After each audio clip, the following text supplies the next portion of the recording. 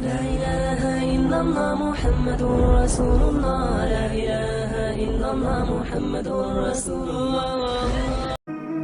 مسجدوں میں سفید لباس کے ساتھ بالخصوص جمعۃ المبارک میں آنے کی تلقین کی اور پوری طرح سے صفائی ستھرائی کا اہتمام کرنے کا حکم دیا. اس طرح مسجد کے اندر لہسن کھا کے آنے سے، پیاز کھا کر کے آنے سے، وہ چیزیں جن میں بدبو ہوتی ہے ان کے کھا کر آنے سے روکا گیا ہے. کیوں؟ اس لیے کہ ساتھ والے بیٹھے شخص کو کوئی تکلیف نہ پہنچے.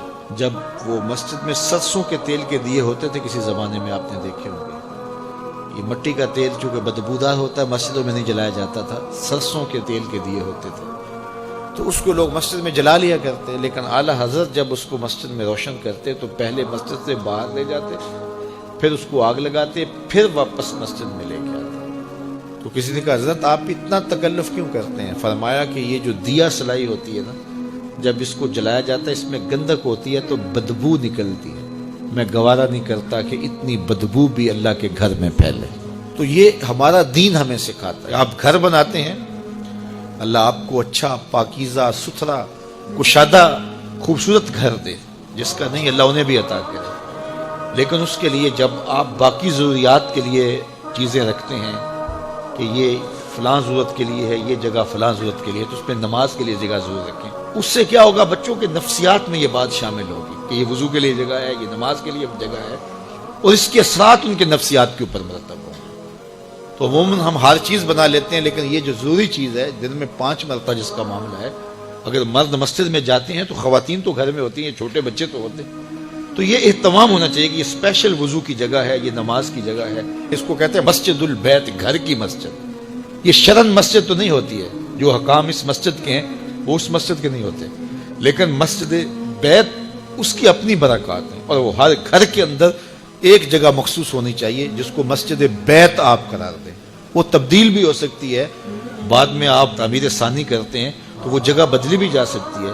جو حقیقی مسجد ہوتی ہے وہ تو تبدیل بھی نہیں ہو سکتی، لیکن یہ مسجد بیت تبدیل ہو سکتی ہے. تو خوبصورت ایک گوشہ گھر کا مسجد بیت کے طور پہ مختص کرنا چاہیے.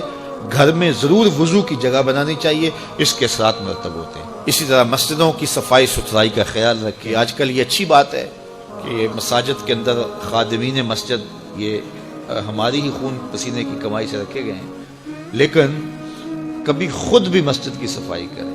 بلکہ میں آپ کو ایک مشورہ دوں کہ سال میں کم از کم 2-1 مرتبہ ضرور ایسا کریں کہ اپنے بچوں کو لے کر، دوستوں کو لے کر کے مسجد کی تفصیلی صفائی کریں. مولوی صاحب کے پاس جائیں، کہیں کہ حضرت ہم ایک دن دینا چاہتے ہیں مسجد کی صفائی کے لیے.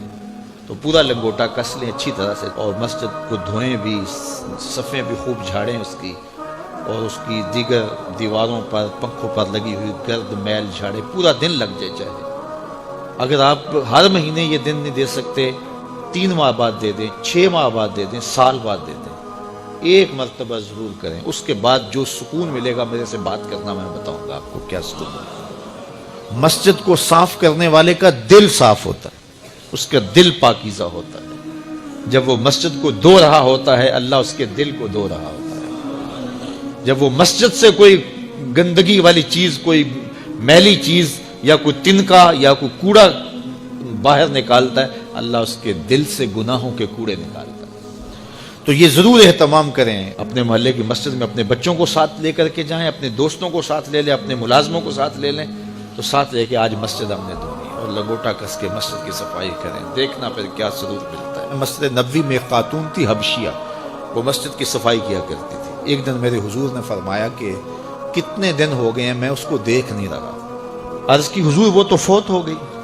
تو فرمایا تم نے مجھے بتایا نہیں اس کے جنازے کا.